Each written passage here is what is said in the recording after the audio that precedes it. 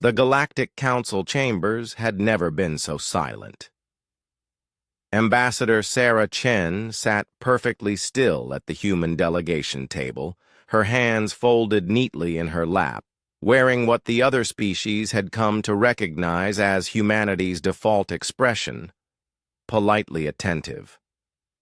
For 3 standard hours, she had endured the Zephyrian trade minister's accusations with nothing more than occasional nods and diplomatic murmurs of acknowledgement.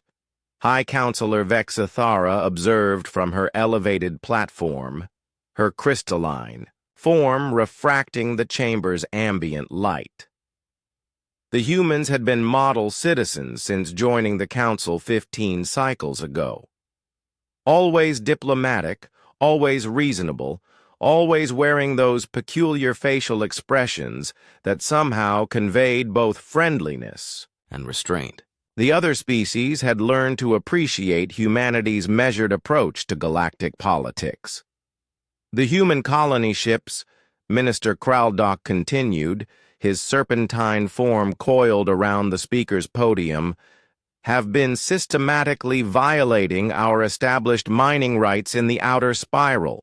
They arrive with their primitive vessels and simply take what they please. Ambassador Chen's smile never wavered. Minister Kraldock raises interesting points. Perhaps we could schedule a subcommittee meeting to discuss the parameters of subcommittee. Kraldock's scaled hide shifted to an aggressive crimson. Your species has stolen enough trilithium to power a fleet. There will be no committees. The Council demands immediate reparations of 50,000 standard credits and withdrawal from all disputed territories. The smile remained. That's quite a substantial figure, Minister. I'm sure we can find a mutually beneficial 100,000 credits, Kraldock hissed, for the insult of making me repeat myself. Something flickered across Ambassador Chen's features, so briefly that most delegates missed it entirely. High Counselor Vexithara, however, had been studying human expressions for cycles. That microsecond of change sent an unexpected chill through her crystalline matrix. Minister, Chen said, her voice maintaining its careful diplomatic cadence, I believe there's been a misunderstanding about those mining operations. The only misunderstanding is your species' belief that they can. The mining rights you're referring to, Chen continued, her tone still perfectly level, were purchased from the Andromedans 3 cycles ago. Legal documentation was filed with the Council Registry under Treaty Provision 847B. Kraldock's hide shifted to deep purple. Impossible. Those rights belong to... Furthermore, and here Chen's voice dropped just half an octave, the territories in question were already being mined by human operations when your initial claim was filed. Retroactive territorial claims violate Galactic Statute 23C, as I'm sure your legal team explained. The chamber's atmosphere seemed to shift. Other delegates began paying closer attention to the human ambassador, sensing something different. In her demeanor, you dare question the legitimacy of Zephyrian territorial claims?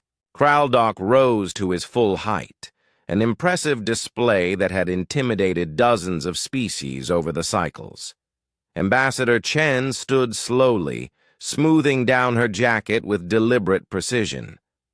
The polite smile was still there, but Vexithara noticed it no longer reached her eyes.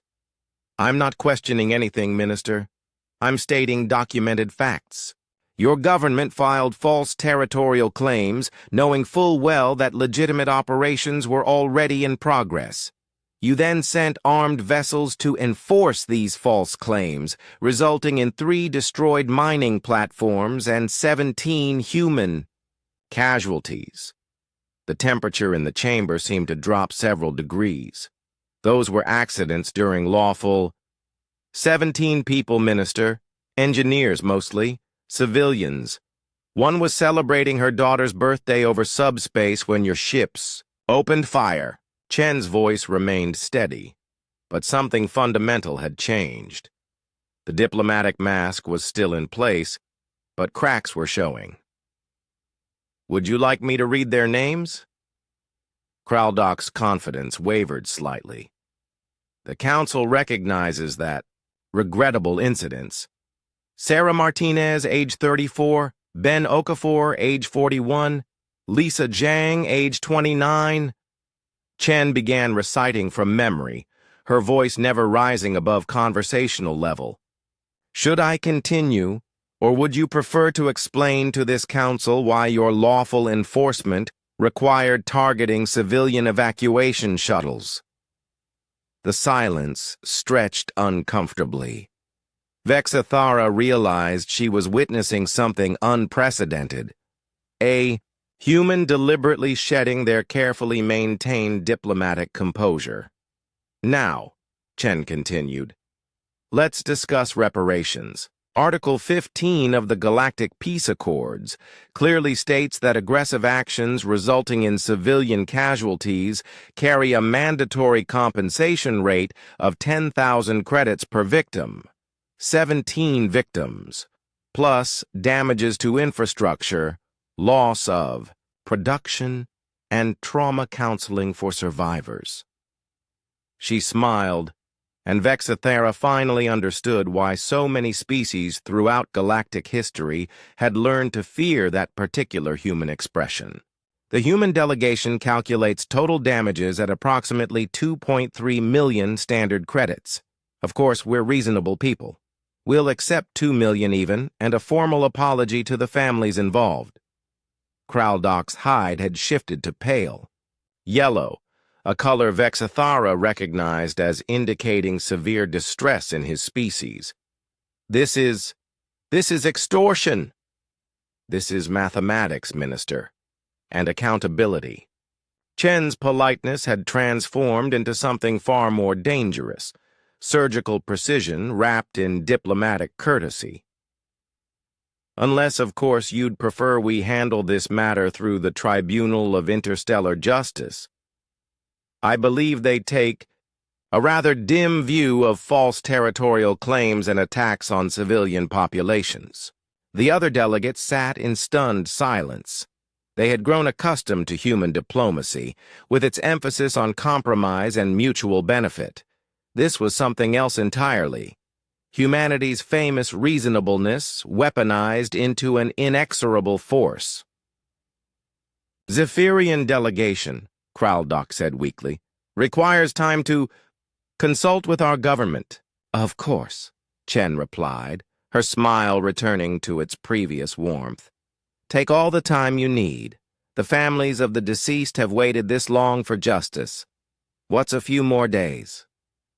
As the session adjourned, Vexathara remained on her platform, processing what she had witnessed. The humans hadn't raised their voices, hadn't made threats, hadn't even been particularly rude.